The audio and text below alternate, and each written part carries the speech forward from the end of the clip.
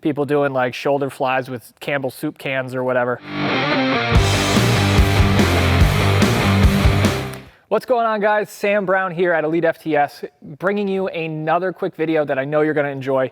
Today, we're jumping into the push-up, how you should do it, why you should do it, and the benefits that it could bring to your bench, squat, and deadlift. All right, guys, here we go. Push-ups are one of those things that I'm sure that you're sick of, with the past year being what it was, at-home workouts, this, that, and the other thing. People doing like shoulder flies with Campbell soup cans or whatever. Everybody's kind of sick of bodyweight stuff. But if you're interested in boosting your bench, getting a better brace for your squat and your deadlift, this is a great way to do that. So let's just showcase what a normal push-up would look like, right? Everybody's very familiar with what a push-up is. It's like benching the ground away, right? Very simple. So a couple things I want you to focus in on for this version. This is going to be a dead stop push-up.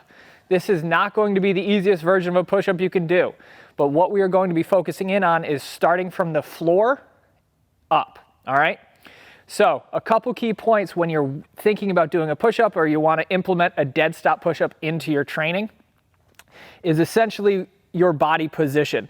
You want to make sure your toes, we're going to start at the floor down, your toes driving into the ground.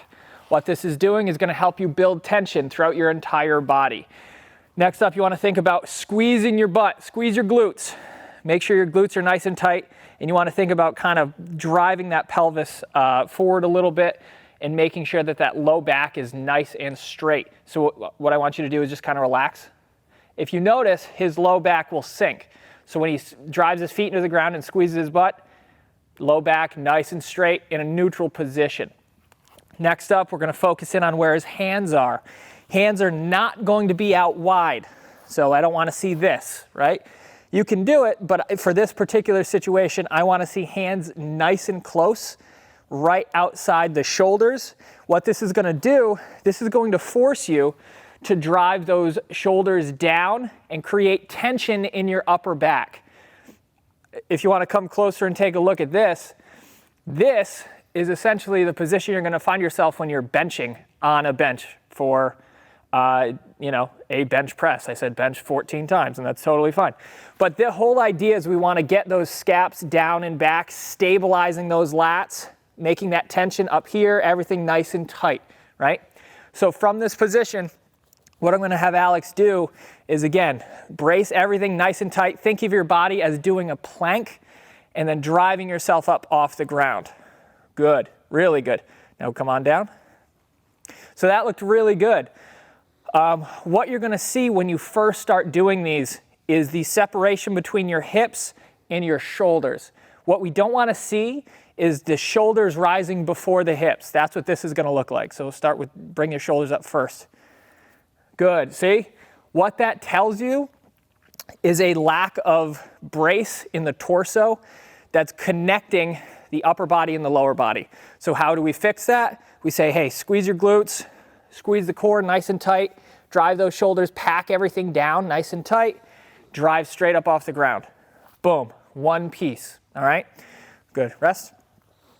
So when you're doing these, and what you want your client or your athlete or yourself to really focus in on is, again, just like the pull-up video I showed you, box up here, I want you to focus in on the form at which you're doing these. I don't want you to do these until you can't do any more or your form starts to go to shit. The idea is you're working on positions, you're working on your body, your kinesthetic awareness, and you're working on your ability to maintain those positions while bracing. Powerlifting, strength sports, there's a lot of bracing going on. And if you don't know how to correctly brace, then this is going to showcase that.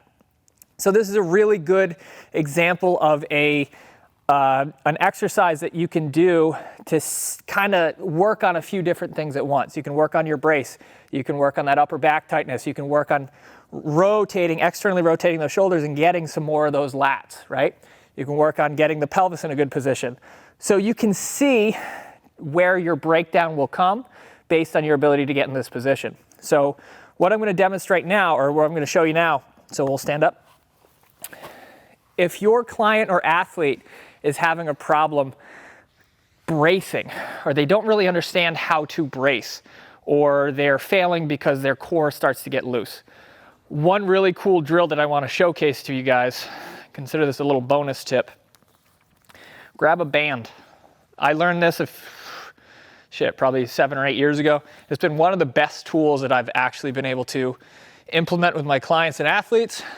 Just put it on a rack or put it on wherever. Alex, you want to stand in? We're gonna have Alex stand in the middle of this band. Yep.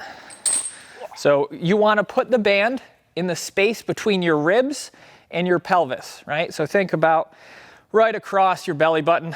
So what I'm gonna have Alex do is take a step out. What you're gonna notice, so totally relax, that band is providing pressure inward. So when you're teaching somebody how to brace, a lot of the times they just have never felt that sensation before. So what this drill can do is gives you that sort of pressure going in to give you something to push out against. So what I'm gonna have Alex do is just relax, see how it sinks right in. And now I want you to think about keeping that rib cage down, emphasize pressing out against that. Good.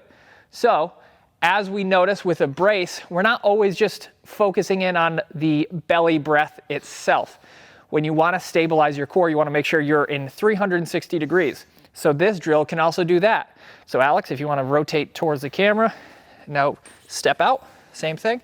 Same thing, keeping that band between the rib cage and that pelvis in that space. And now he's being forced to push those obliques out and brace to the sides. So we'll push out, see how the band comes out. It gives you that sort of a feedback tool that you need to kind of feel that sensation, right? So we did the front, we did the sides. Next up, we're gonna do the back, which for a lot of people is the hardest to brace out and to feel. So in order to brace your back out, you need to make sure that you're bracing to the side, bracing to the front, keeping that rib cage down. And as you can see, so totally relax. Yep. Good. And now brace out. Good. See? Again, that band will give you that feedback to be able to feel that, brace, to be able to feel those positions and feel how your body is supposed to be reacting to that brace. I would put these in as a warm-up, but you can always put these in between your bench sets, in between your squats, in between your deadlifts. Anything where you really want to just maximize your ability to brace hard against something. And what you'll notice is that the more you do it, the more quickly your body is able to kind of snap into that brace. Good, rest. So there you have it.